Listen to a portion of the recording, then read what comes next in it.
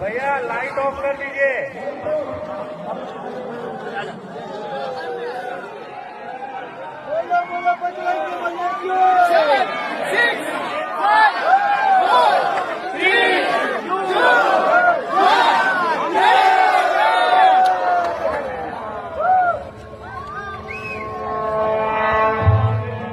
సర్వ మానవాళికి రక్షకుడు, మనకు కొండంత అండగా నిలిచేవాడు, మనసులో తలచిన వెంటనే గుండెల నిండా ధైర్యాన్ని నింపగలిగే మహాయోధుడు, అభయహస్తంతో ఎల్లవేళలా మనల్ని కాపాడే ఆ పవనపుత్రుడి ఇప్పుడు మనసారా స్తుతించుకుంటూ శ్రీ పంచముఖ ఆంజనేయ స్వామిగా అవతారమెత్తిన కథ దృశ్య రూపంలో తిలకిద్దాం రండి.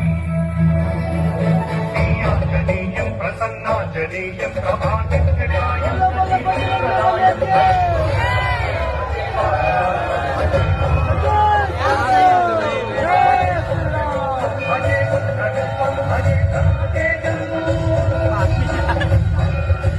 అది రామాయణ మహాయుద్ధం శ్రీరామచంద్రుని సారథ్యం వానర సైన్యంతో విజృంభిస్తూ లక్ష్మణస్వామి తనతో పోరాటం చేస్తున్న రావణుడి కుమారుడు ఇంద్రజిత్ తలని బాణంతో ఒక్క వేటుతో వేరు చేశాడు.